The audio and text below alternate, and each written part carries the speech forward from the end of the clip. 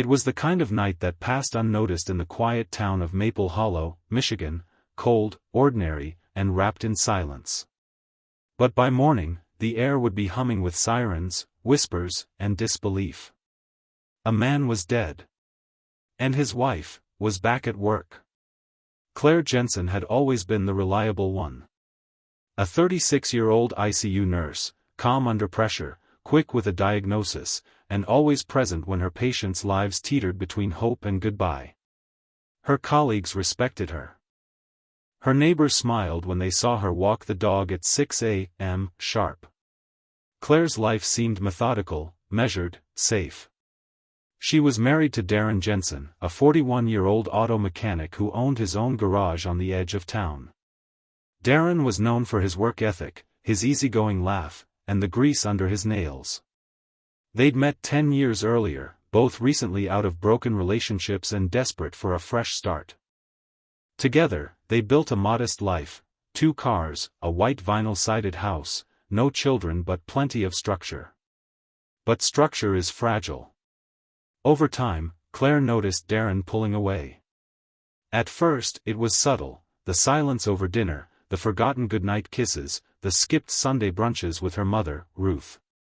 Then came the shift in tone, his phone glued to his hand, his gaze avoiding hers, his excuses becoming habitual. "Late customer," he'd say. "Busy day. I'm exhausted."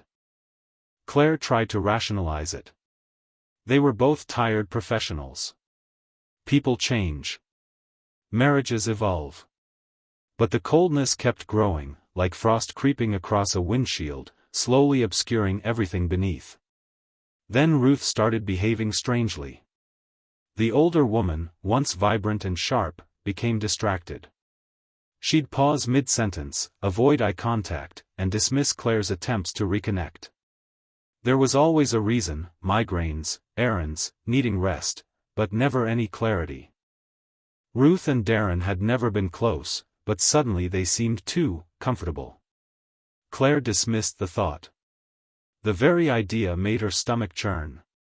Still, it gnawed at her. One evening, Claire returned from a 12-hour shift to find Darren's truck in the driveway and the house dark. When she entered, voices drifted from the garage, low, intimate, unmistakably familiar.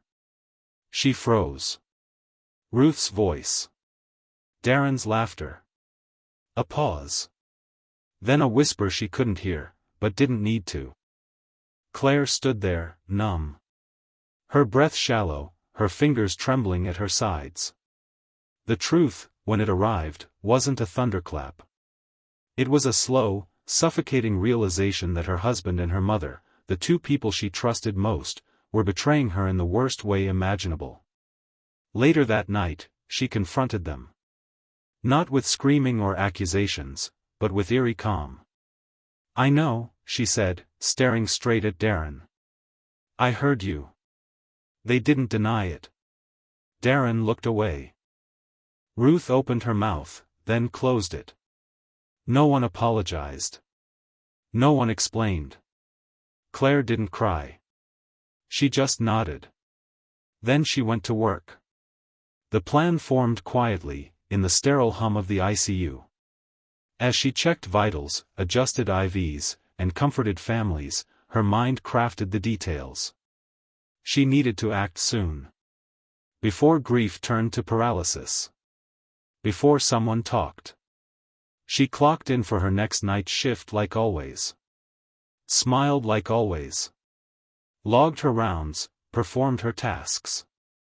But at 2:13 a.m.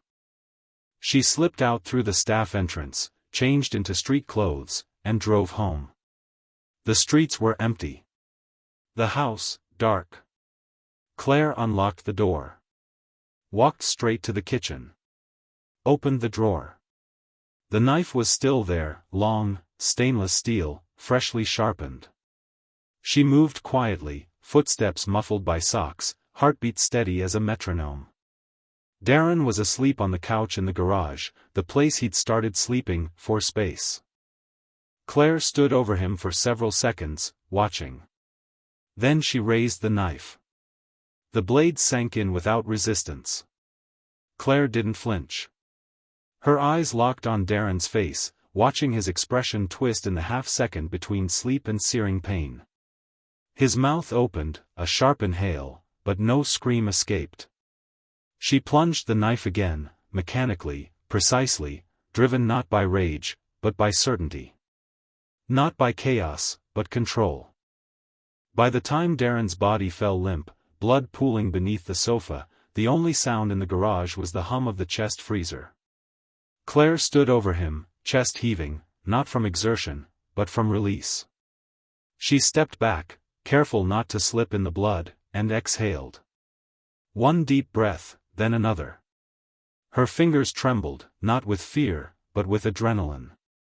She wiped the knife on an old towel, tossed it into a plastic grocery bag along with her gloves, and walked back inside. The clock read 2:29 a.m. She had 25 minutes before anyone might notice she was gone. She rinsed her hands, cleaned beneath her nails, and changed back into her scrubs. In the mirror, her face was pale but composed. No visible trace of what she'd just done. The only thing that remained was the thudding in her ears, like the distant echo of a drumline. At exactly 2:51 a.m., Claire re-entered the hospital through the side door, scanned her badge, and walked briskly toward the break room. No one had missed her. The next few hours passed like any other night shift. Claire checked charts, monitored vitals, and even comforted a woman whose husband was fading fast from a pulmonary embolism. Her voice was calm. Her touch steady. No one would have guessed that, miles away, her own husband lay lifeless in a blood-slick garage. When morning arrived, Claire drove home as usual. She parked in the same spot. Walked up the same porch steps. Called out Darren's name the way she always did, knowing there'd be no answer. She entered the house and, for dramatic effect, went looking. Through the kitchen. Up the stairs. Finally, to the garage. She pretended to find him. Her screams were practiced, but convincing. The 911 call came at 7:23 a.m. There's blood, he's not moving, I think he's dead. Dispatch guided her through CPR, but she claimed she couldn't do it. There's too much blood, oh God, there's so much blood. When police arrived minutes later, they found Claire sobbing in the front yard, wrapped in a blanket by a neighbor who'd heard the commotion. Paramedics pronounced Darren Jensen dead at the scene. Detective Alan Monroe was among the first to walk into the garage. A seasoned investigator with 20 years on the force, Monroe had seen plenty of domestic crime, but this one was messy. Sloppy, even. Blood everywhere. No sign of forced entry. No obvious motive. Claire, through her tears, offered little help. I was at work all night, she told them. He seemed tired lately. Distant. But I never imagined this. The officers took her statement, noted her alibi, and left her in the care of a family friend. As they secured the scene, a forensics team began documenting everything: the knife missing from the block, the drag marks on the floor, the lack of defensive wounds. They bagged the towel with a faint pink tint in the laundry room. And they noticed the empty drawer where a kitchen knife should have been. Detective Monroe was not the type to jump to conclusions. He'd learned early in his career that the most straightforward murders were often anything but. Still, something about Claire Jensen didn't sit right with him. Her grief was muted, just enough to look convincing, but not enough to seem real. No shaking hands. No red-rimmed eyes. No frantic questions about who could have done this. She was poised, too poised for someone whose husband had just been butchered in the garage. Still, she had a strong alibi. A hospital full of co-workers confirmed that Claire had worked the night shift, just as she said. Surveillance footage even showed her badge scan at 7:01 p.m. and again just before 3 a.m., when she returned from what she claimed was a short break. Her shift officially ended at 6:45 a.m. A tight window. But not impossible. 3 days passed with little movement on the case. The town buzzed with theories. Some believed Darren had enemies, an angry customer, maybe. Others whispered about affairs, debts, or gang ties, none of which fit Darren's profile. He was, by all accounts, a good man. Dependable. Quiet. Boring, even. Then came the break. While processing evidence from the Jensen home, a forensics tech discovered a faint but visible smear of blood on the inside of the garage entry door, just above the handle. The print embedded in it was partial, but distinct enough to warrant comparison. It matched Claire. Further searches uncovered more troubling details. The largest blood pool sat not beneath Darren's body, but by the workbench, a sign he'd been attacked there first, then collapsed near the couch. Yet Claire claimed she found him already on the floor.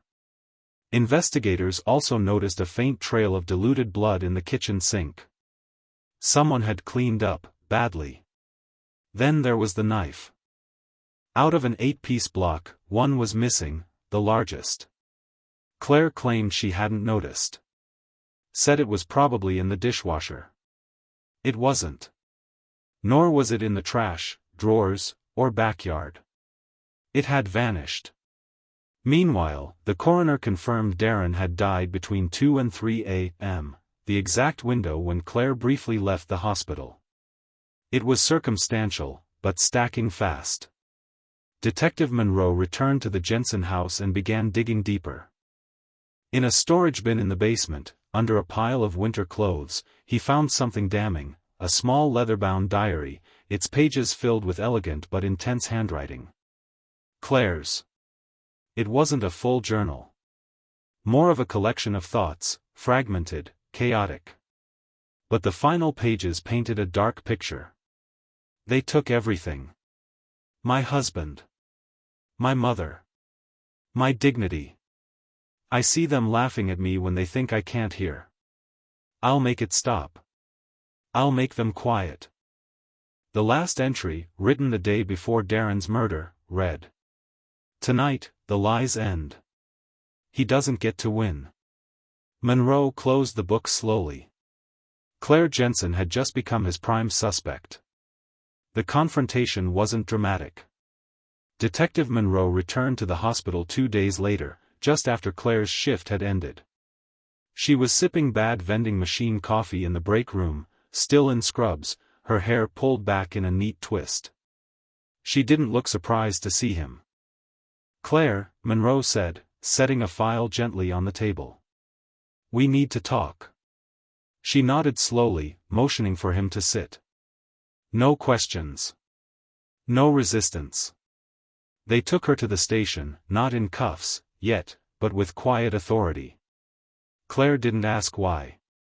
She already knew. In the interrogation room, the silence stretched thin before Monroe finally spoke. We found your fingerprints in blood on the garage door, he began. And your diary.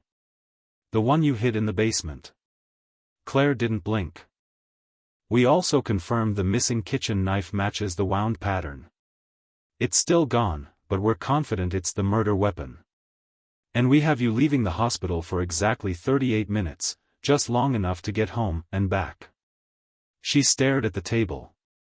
Then met his eyes. I thought I'd feel something afterward, she said quietly.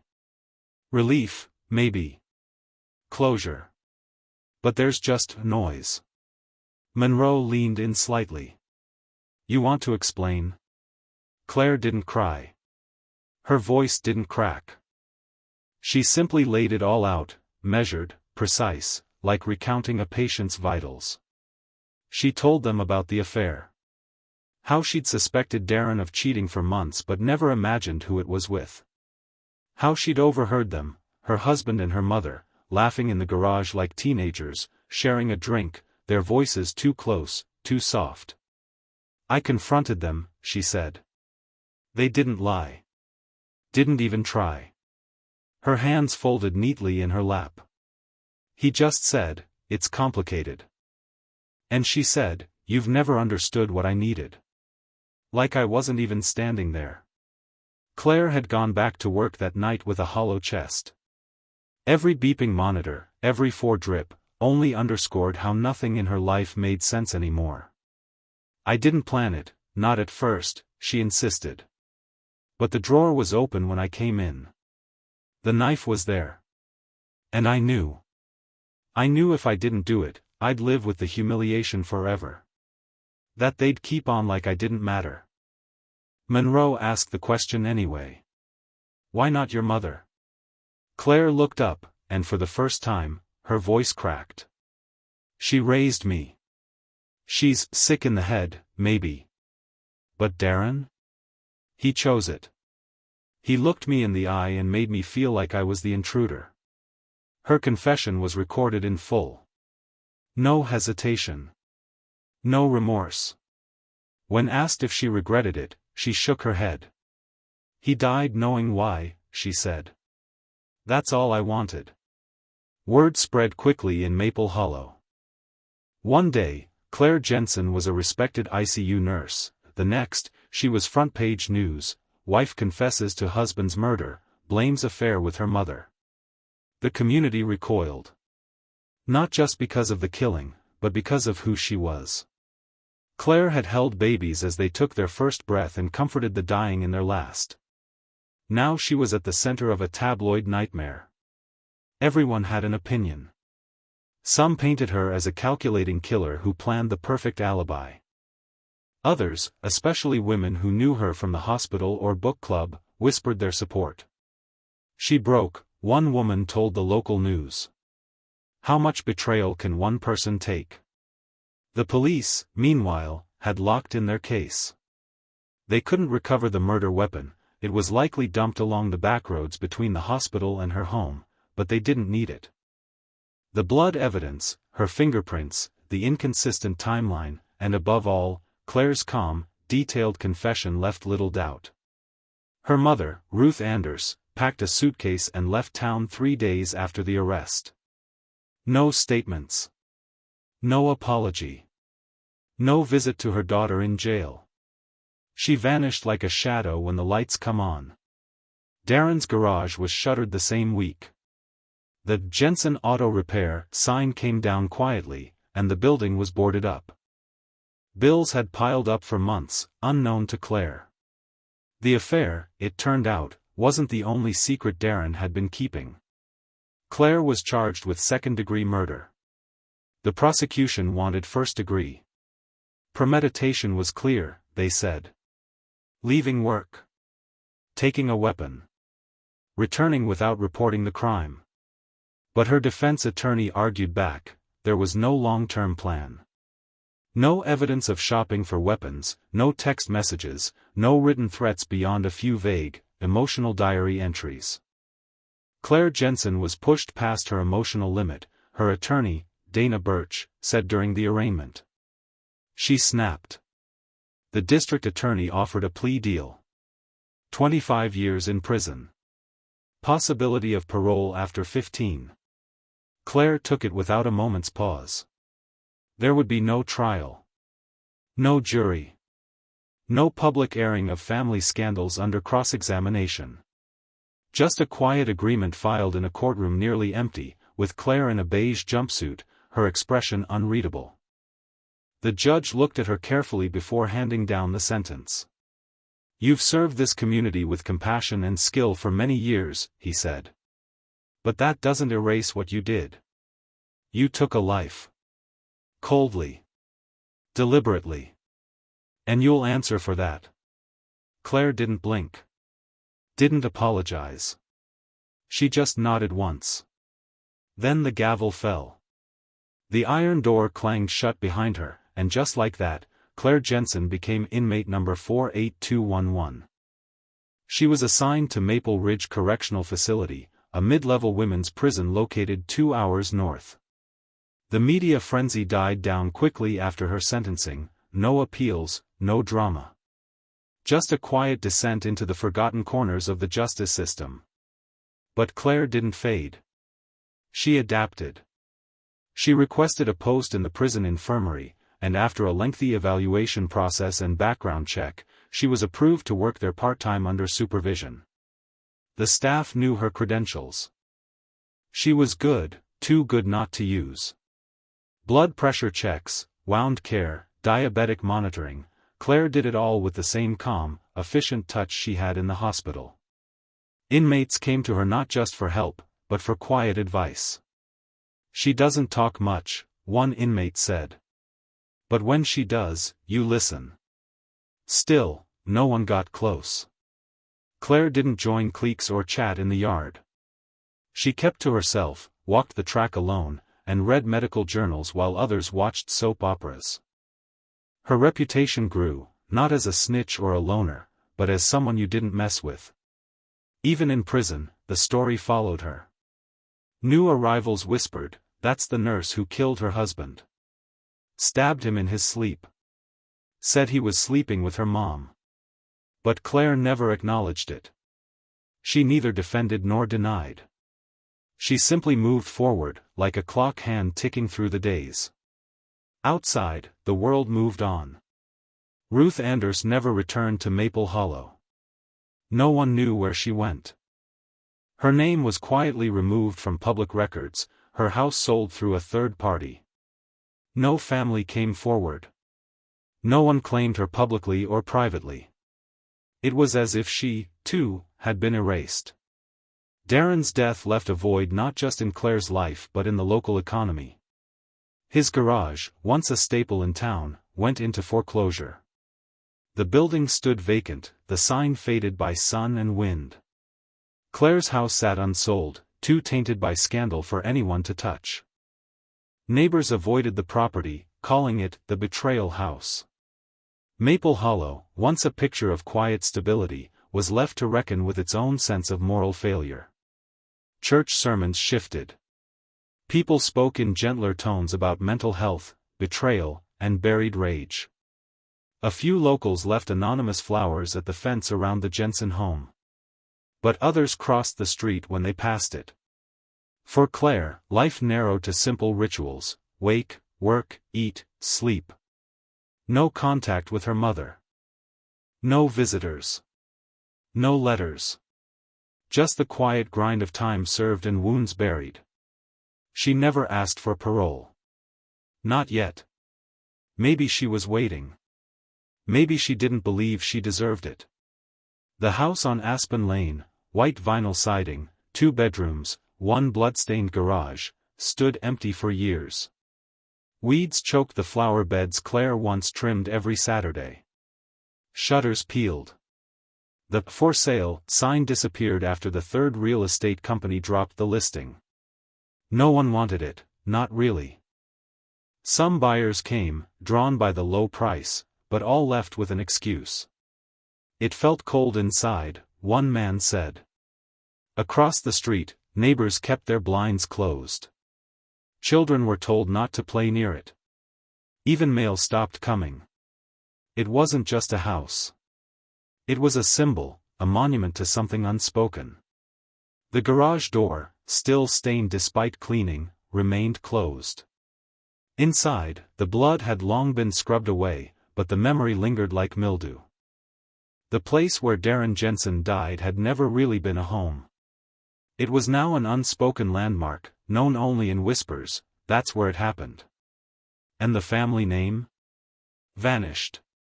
No one kept the Jensen legacy alive. Darren's few relatives never claimed his remains. He was cremated, and his ashes placed in a simple urn at the county coroner's office until they, too, disappeared. No funeral. No obituary. No closure.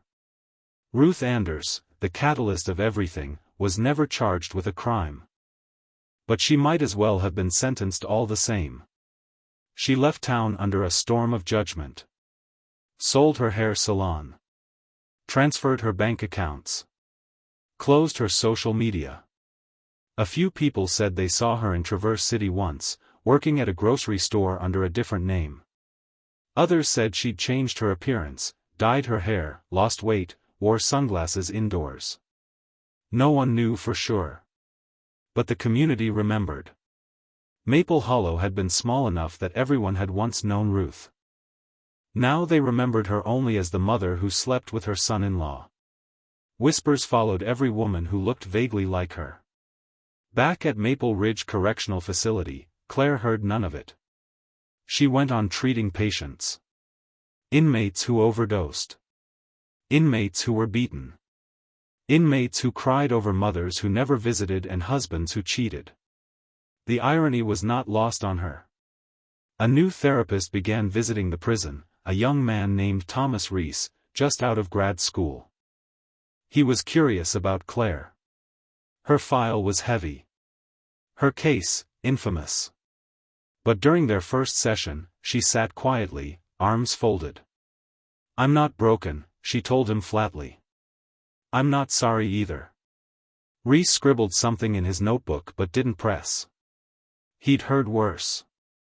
But never with that kind of clarity. One day, months later, he asked her directly, "Do you think you made a mistake?" Claire stared at the wall for a long moment. Then she said, "No. I made a choice." And that was all. Years passed. Claire Jensen remained at Maple Ridge, her prison calendar marked only by routine, clinic duty, meals, and a twice-weekly therapy session she no longer resisted. In those rooms, she spoke little of Darren. Even less of Ruth. But when she did, her voice was steady, like reading from a report she'd already memorized. "People think the worst part is the act," she once told Dr. Reese. But it's not. It's what comes after, when the silence fills every corner of your life, and you realize how little you ever meant to the people you bled for. Her words lingered long after the sessions ended. Meanwhile, the world outside continued to shift. The murder faded from national headlines, replaced by new tragedies, new scandals. But in Maple Hollow, the story never quite died. Old-timers told it to newcomers. Young women, warned to trust their instincts, heard Claire's name like a ghost story. She was the nurse, remember? Her husband. Her mother. The knife. Some sympathized. She was betrayed by the two people who were supposed to love her most, a local woman said during a podcast interview. "Doesn't make what she did right. But I understand the crack that opened in her." Others were harsher. "She's a murderer," the podcast host replied flatly. "Premeditated. Calculated. You don't get to play the victim and the executioner." As for the house, still empty, still unsold, it eventually became overgrown. Kids dared each other to peek through the garage windows. The town considered demolishing it, but no one could agree on what should replace it. Some things don't heal. They just stand. One spring, 5 years after the murder, Claire received a letter. No return address. Just 4 words written in neat cursive. "I hope you rot." She burned it without reading further. That same year, she became eligible to apply for parole. She didn't.